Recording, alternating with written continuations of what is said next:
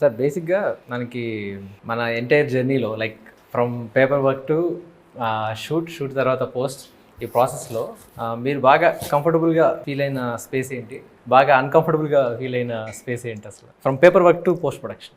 First I saw some spark డెఫినెట్గా. నువ్వు narrate చేసినప్పుడు నేను ఒకటి అనుకున్నా, ఐదర్ ఎక్స్ట్రాడినరీ ఉంటాడు లేకపోతే ఇదంతా మనల్ని మాయ చేస్తా అంటే అంటే నా నరేటివ్ స్టైల్లో ఐ ఆల్వేస్ బిలీవ్ ఏంటంటే, ఒకటి దే ఆర్ పీపుల్ కట్ చేస్తే ఇది ఫుల్ ఎక్సైట్ అయిపోతుంది చెప్తున్నప్పుడు. They are two things, either that very connected and ఈ స్టోరీ ఇన్ లోపల నుంచి వస్తుంది, లేదు అంటే వీడిని ఎలా పట్టేయాలి. సో అలా ఉంటాయి అనమాట కొన్ని నేను నరేషన్స్లో. So I just felt that స్టార్టింగ్లో. అండ్ దెర్ ఈస్ సమ్, అంటే నేను పర్సనల్గా కూడా చూస్తాను, అంటే వాట్ ఎవర్ ఎవరైనా నేను రైటర్గా రాస్తున్నప్పుడు, ఏ డైరెక్టర్ అయినా సరే సొంతంగా స్క్రిప్ట్ రాసుకున్నప్పుడు ఏమొస్తుంది అంటే, వాళ్ళు స్వతహాగా ఉన్నప్పుడే వస్తుంది. Right, that person should be something interesting. తేడా గీడా అని పక్కన గుడ్ బ్యాడ్ అన్ని పక్కన పెడితే దే షుడ్ బి సంథింగ్. విన్నప్పుడు దెర్ ఈస్ సంథింగ్, నువ్వు టకటక మాట్లాడేస్తావు, అది యాంగ్జైటీయా అది అనుకోవచ్చు. కాకపోతే there something is not like ఇప్పుడు మనం 10 మందిని చూసామంటే, ఒక 10 మందిలో ఈ ఇతనిలో ఏదో ఉంది, అది గుడ్డా బ్యాడో తెలియదు, దట్ ఈస్ దేర్, అదైతే కనిపించింది నాకు. సో రైటర్గా రాసేటప్పుడు కూడా అలాంటి వాళ్ళు అలాంటి కొద్దిగా రెగ్యులర్గా కనిపించే క్యారెక్టర్ కాకుండా రాస్తారన్న ఒక ఫీలింగ్ అయితే వచ్చింది. Every director whatever whoever I work, Indraganti garu చూసారంటే, ఇంద్రగంటి గారికి భాష మీద పట్టు ఉంటుంది చూడు, that I can see in the writing. The way handles some films also, or కొద్దిగా మాట్లాడుతున్నప్పుడు ఆయన క్యారెక్టర్స్ కూడా సంథింగ్ లేదు. ఇప్పుడు సమ్మోహన్ నేను చేసిన క్యారెక్టర్ కానీ ఇప్పుడు నువ్వు చూస్తే ఇలా ఉంటారా అని జస్ట్ అలా అనిపిస్తుంది. So I could see something like that initially. And the first and foremost, దాని తర్వాత ఫస్ట్ షెడ్యూల్ అయినప్పుడు ఐ వాజ్ లైక్ రిలాక్స్. ఈ was like we're up to something అన్న ఫీల్ అయితే వచ్చింది. దానికన్నా బిఫోర్ కాన్సెప్ట్ ఒకటి చేసాం, టైటిల్ రివీలింగ్ కాన్సెప్ట్ దానిలో. అండ్ నువ్వు స్కెచెస్ వేయించి తీసుకొని వచ్చినప్పుడు, then the music from his side వచ్చినప్పుడు కాన్ఫిడెన్స్ వచ్చింది. అంటే ఐ ఆల్వేస్ బిలీవ్ ఒకటి బీట్, అంటే my theory of working is talent ఎంతైనా ఉన్నాయి, person who is doing effort ఎక్కువ పెట్టేటప్పుడు దే విల్ వాళ్ళు ఎక్కువ గెలిచేస్తారు అన్న ఫీలింగ్. టాలెంట్ ఎంతైనా ఉండొచ్చు, but end of the day నువ్వు చేయాల్సిన హార్డ్ వర్క్ చేస్తూ ఉండాలి. నాకు ఆ ఫీల్ వచ్చేది బయట నుంచి, because you always come on man ఆ టైప్లో ఉండేవాడు, ఇంగ్లీష్ అన్నపోయినా సరే. బట్ అది పైకి చూపించకుండా, that is something of interesting అనిపించింది ఈ సైడ్ నుంచి. సో బాగా అర్థం చేసుకున్నా హీరో గారు. నేను కొంచెం తేడా అని చెప్పారు యాక్చువల్లీ. అది నో, స్వతహాగా తేడా అని కాదు, ఇంట్రెస్టింగ్, ఏదో ఒక ఇంట్రెస్ట్ ఉండాలి ఇన్ రియల్లో నాకు కనిపించే ఆ డైరెక్టర్. అప్పుడు ఆ రాసే కథలు కూడా అలాగే ఉంటాయి. బట్ యాక్చువల్లీ మీరు వెరీ స్మార్ట్, మీరు నటిస్తే పెట్టేస్తారు కదా. యాక్చువల్లీ నేను అదే అబ్జర్వ్ చేస్తున్నాను.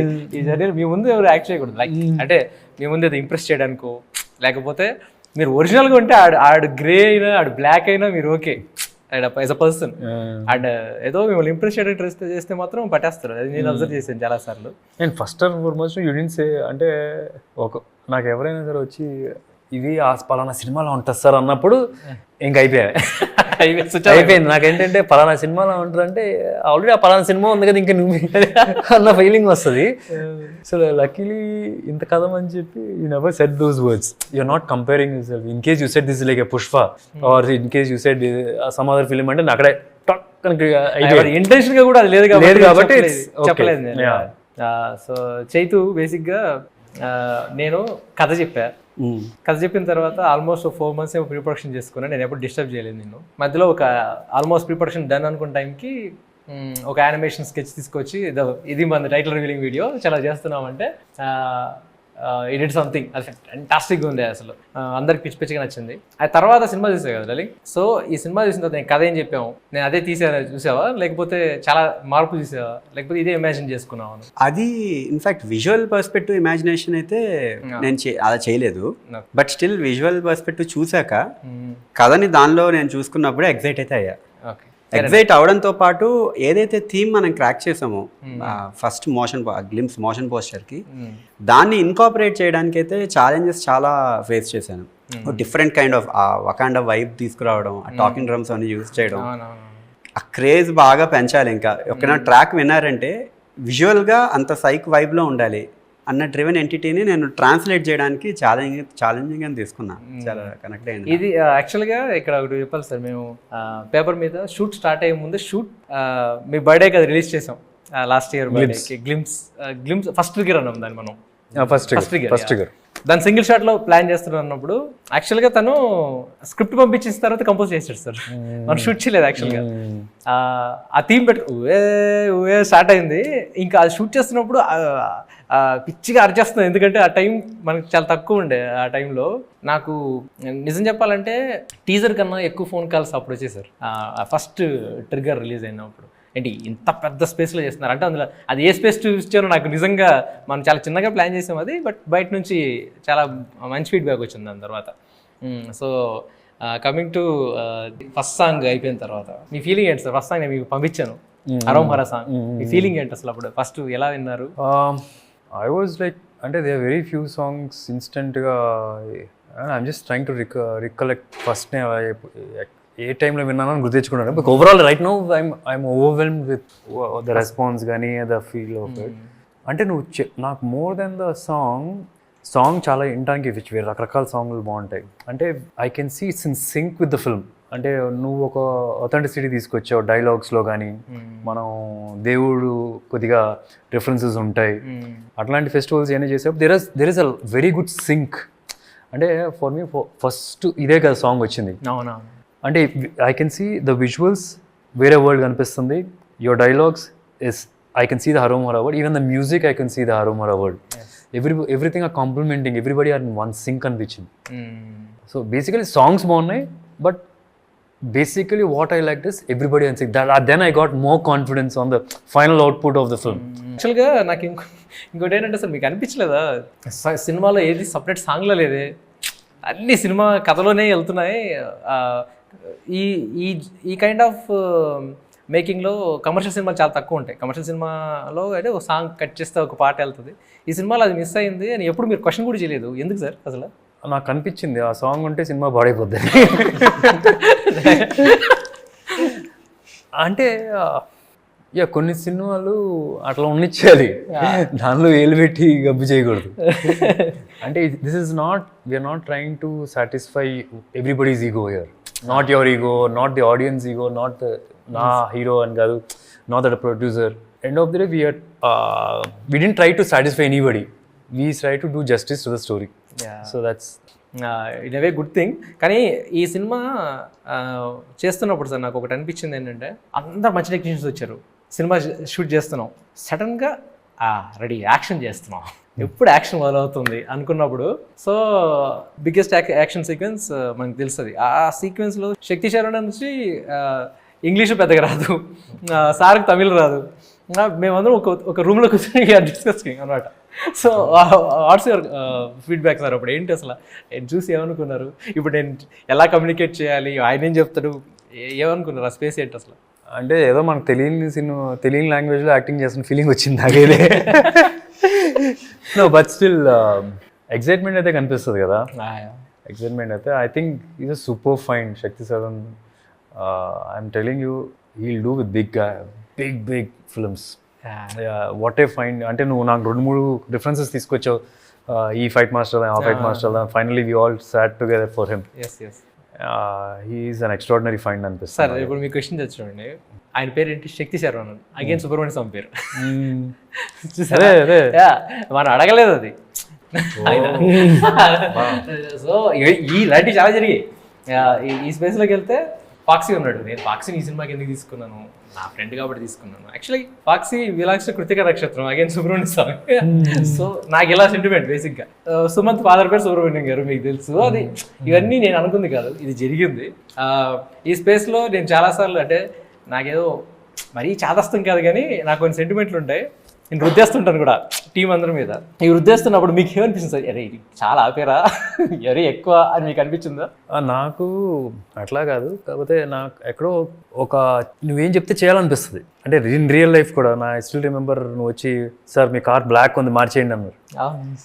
నాకు ఎక్కడో ఏంటంటే నాట్ అబౌట్ డైరెక్షన్ క్వాలిటీస్ అయిన సినిమాకి పక్కన పెడితే, I feel you have that knowledge on ఇవన్నీ కూడా, ఈ పూజలు వీజులు అన్ని దేవుడి గురించి, న్యూమరాలజీ ఇవన్నీ కూడా.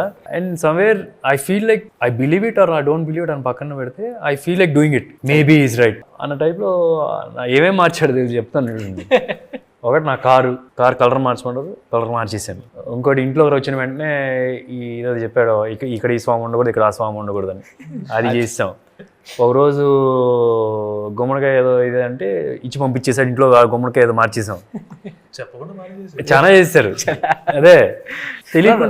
బేసిక్గా నాకేంటంటే నాకు ఇష్టమైన వ్యక్తులు అవేమైనా కొంచెం అంటే కరెక్ట్గా లేదు అంటే నేను హెసిటేట్ చేయను, ఏమనుకుంటారో ఏంటో. నాకు అంటే నేను ఇష్టపడిన వ్యక్తులు లేకపోతే నాకు తెలియని వ్యక్తులు అంటే నేను వదిలేస్తాను. నేను ఫ్రాంక్గా చెప్పిన బ్లాక్ వేసుకోవద్దాను, నేను బ్లాక్ అండర్వేర్ కూడా వేసుకోవట్లేదు.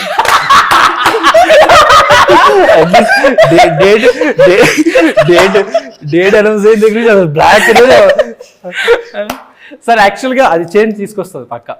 అంటే నాకు మీరు బూట్ల వరకు మాత్రం బ్లాక్ వేసి, ఎందుకంటే మన కార్ టైర్లు అయితే బ్లాకే కదా, చిన్న ఇది తీసేసుకున్నా. ఓకే అవి పర్లేదు సార్. అంటే కాకపోతే ఇప్పుడు చూడండి, ఆ కార్ మార్చిన తర్వాత కూడా లిటరల్గా ఏంటంటే మన యాక్షన్ సీక్వెన్స్ అన్ని ఆ కార్ కలర్ మార్చిన తర్వాత జరిగాయి, అన్నీ అనుకున్నట్టు జరిగాయి లిటరల్గా. ఇక్కడ కాంప్రమైజ్ కూడా అవ్వలేదు లిటరల్గా. బ్యాట్ మ్యాన్ లోగో ఉన్న ఓన్లీ వైట్ కార్ నాకు తెలిసి ప్రపంచంలో సుధీర్ గారు.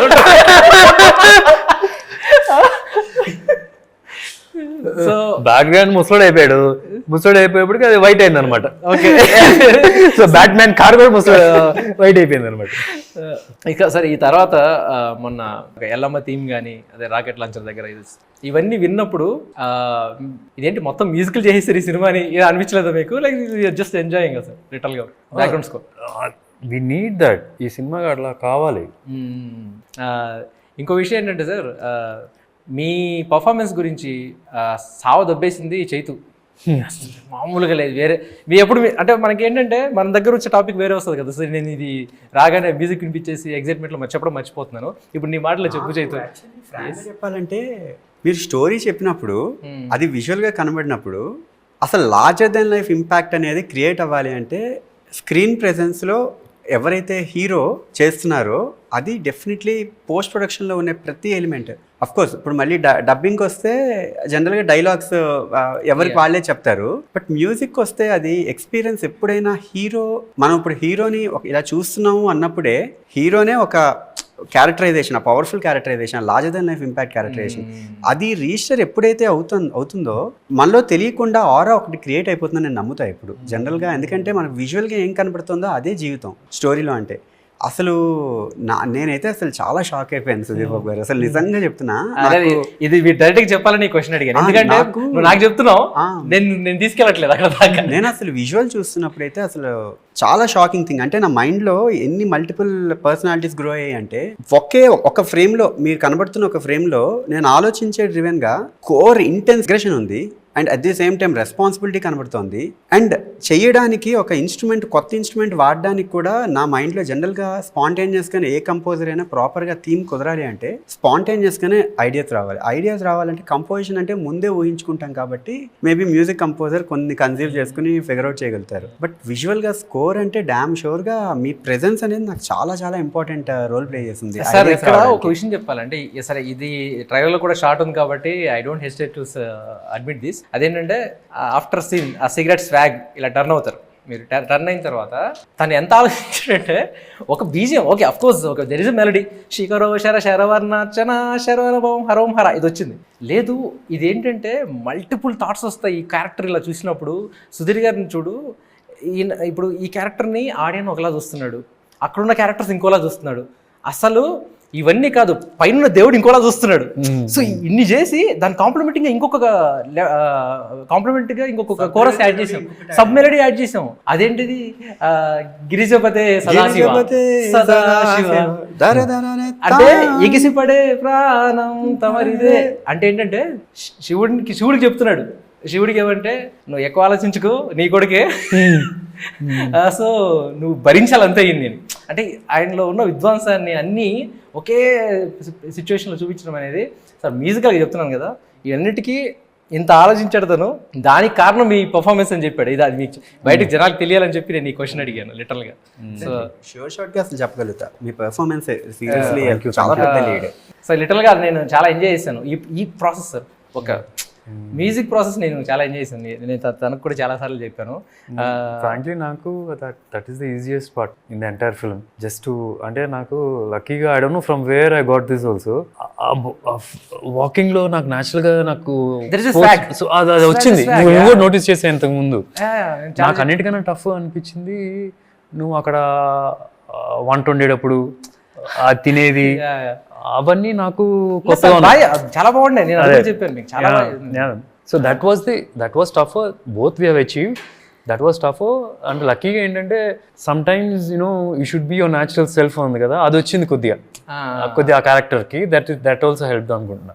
నేను చాలాసార్లు నేను ఫాక్సీకి కూడా చెప్పాను, మన డిఓపికి చెప్పింది ఏంటంటే బేసిక్గా ఏంటంటే మేము పెద్దగా అదిరిపోయిన షాట్ సూపర్ ఇలా క్లాప్స్ కొనే టైప్ కూడా కాదు.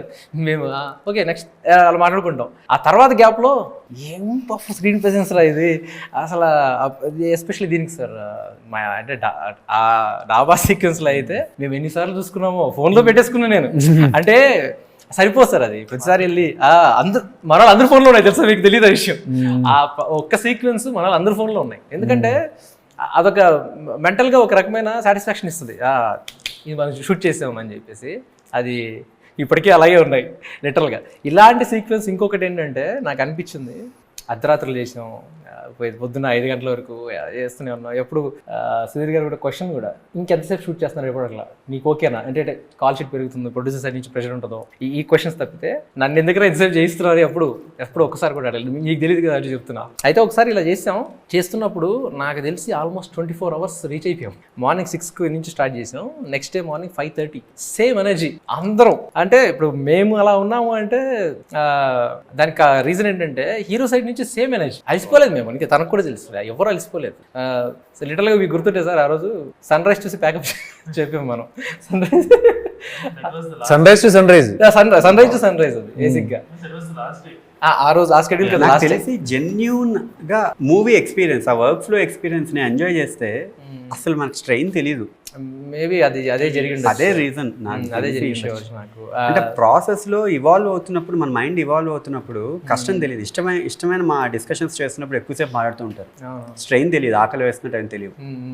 నేను అది నమ్ముతా. మ్యూజిక్ స్కోర్ యాక్చువల్లీ ఫ్రాంక్గా చెప్పాలంటే ఆ సీన్ ఏదైతే ఉందో శిఖర్ శరవర్నాచన, ఆ సీన్ దగ్గర చేసిన థీము మన ఇంటర్వెల్ బ్యాంగ్లో వచ్చే సీక్వెన్స్. యాక్చువల్లీ ఆ సీన్ పెట్టుకొని నేను ఆల్మోస్ట్ లైక్ 4-5 థీమ్స్ అందులో మన మూవీలో ప్రాపర్గా క్రాక్ అయినవి. అసలు ఆ స్వాగ్ గానే ఎక్స్ట్రాడినరీగా నాకు అసలు ఇన్స్పిరేషన్ నిజంగా. శిఖరో శిర శరవనాచన శరవణ పవం హరం హర అదొకటి. అండ్ తందరధరం దరధార ధిర ధిర ధిరతరధం దరధార ధర ధిర, అది ఇన్ఫాక్ట్ మెలడీ చెప్పిన పాడలేరు, మాకే గుర్తురావు పదాలు, అవి చాలా కష్టంగా ఉంటాయి అసలు. ఇన్ఫాక్ట్ ఇంకొక చాలా పాజిటివ్ థింగ్ మనకి లక్ ఏం జరిగిందంటే కొలాబరేటివ్ అప్రోచ్ లో హర్ష అని అతను లిరిక్ రైటర్, అసలు అవుట్ స్టాండింగ్ టాలెంట్. అసలు స్పాంటేనియస్ గా అప్పటికప్పుడు ఒక ఐడియా తత్కారమే. నా జనరల్ గా చాలా వరకు కాంప్లికేటెడ్ అంటారు అందరూ. ఇప్పుడు తందరధరం దరధార ధర ధిర ధిరధరధం దరధార ధర ధిర దరధరం దరధార ధర ధిర దరధరం దరం తరే. ఇక్కడ సార్ బేసిక్ గా చాలా మంది నేను ఫేస్ చేసింది లిరిక్ రైటర్లు ఏంటంటే కష్టంగా ఉందండి తత్కారం, ఇక్కడ మీరు ట్యూన్ మార్చుకోండి అంటే నాకు పిచ్చి కోపం వస్తుంది సార్. నాకు మామూలుగానే చాలా కోపం. సౌండింగ్లో నేను అసలు కాంప్రమైజ్ అవ్వలేను. అంటే మ్యూజిక్ కంపోజర్ సైడ్ నుంచి నాకు ఆలోచించడం కాదు, పర్సనల్గా నాకు ఇష్టం ఉండదు తత్కారం. ఎందుకు మార్చాలి? ఈవెన్ అసలు గ్లిమ్స్ దానిలో వాలవని పరవేష్టి ఘనమర్చితాఖిల లోక దుహిత ధ్వంస స్తంభోద్భవ శివ సుబ్రహ్మణ్య అక్కడికి వెళ్ళిందండి. అసలు అది ఇక్కడ కూడా మనకి నిజంగా అంత విద్వత్తున్న వాళ్ళు దొరికారు సార్. కళ్యాణ్ చక్రవర్తి గారు అసలు అవుట్ స్టాండింగ్ పుట్టించారు అసలు. ఈ స్కోర్ నిజంగా చెప్తున్నాను సార్, ఆడియన్స్ థియేటర్లో బయటకు వచ్చిన తర్వాత ఓఎస్టీ కోసం వెయిట్ చేస్తారు. నాకు ఫస్ట్ టైం ఇలాంటి ఓఎస్టీ కోసం, అంటే ఓఎస్టీ చాలా వచ్చాయి, ఒక మంచి techno kind of ఈడియం kind of style. ఇది పీక్ యాక్చువల్గా ఎల్లమ్మ అందులో నాట్ స్వాగ్, ఆ పర్ఫార్మెన్స్ ఇచ్చింది సార్ లిటరల్గా. అది ఎక్కడి నుంచి వచ్చింది అని చెప్తున్నాడు, ముందు నుంచి క్రాక్ చేశాడు. ఫస్ట్ టైం సుబ్రహ్మణ్యం ఇక్కడ మామూలుగా కూర్చునే స్టైల్ ఒకటి ఉంటుంది. సుబ్రహ్మణ్యం నాలో భయం కనిపిస్తుంది నీకే, అక్కడి నుంచి వచ్చింది. అసలు అక్కడి నుంచి వచ్చింది అనమాట. నాకు అసలు ఎంత బాగా అనిపించిందంటే ఏంటిది ఇది ఇది ఇది వేరే దీనికి ట్రాన్స్ఫర్ తీసుకెళ్తుంది అని చెప్పి వాడాలి మళ్ళీ వాడాలి దీన్ని అనిపించింది. కట్ చేస్తే మళ్ళీ నాకు అసలు ఇవన్నీ ఒకటి పెడితే క్లైమాక్స్ లో వచ్చే సీక్వెన్స్ మళ్ళీ చెప్తే మళ్ళీ అదే లేదు క్లైమాక్స్ అని చెప్పొచ్చులే, అది తెలియదు. క్లైమాక్స్ సీక్వెన్స్ లో వచ్చిన ఆ బిట్ ఏదో ఉందో అసలు అదిరిపోతుంది అది.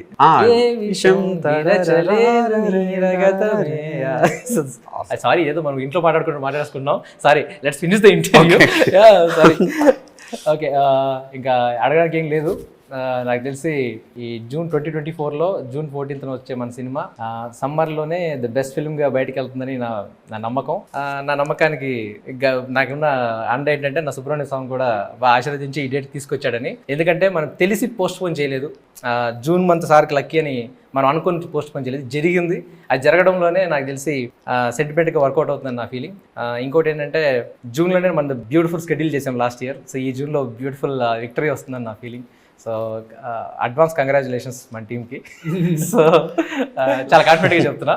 So thank you everyone, thanks for the support. Love you sir, love you darling. Thanks. వెట్వేల్ మురుగన్కి అరోమరా.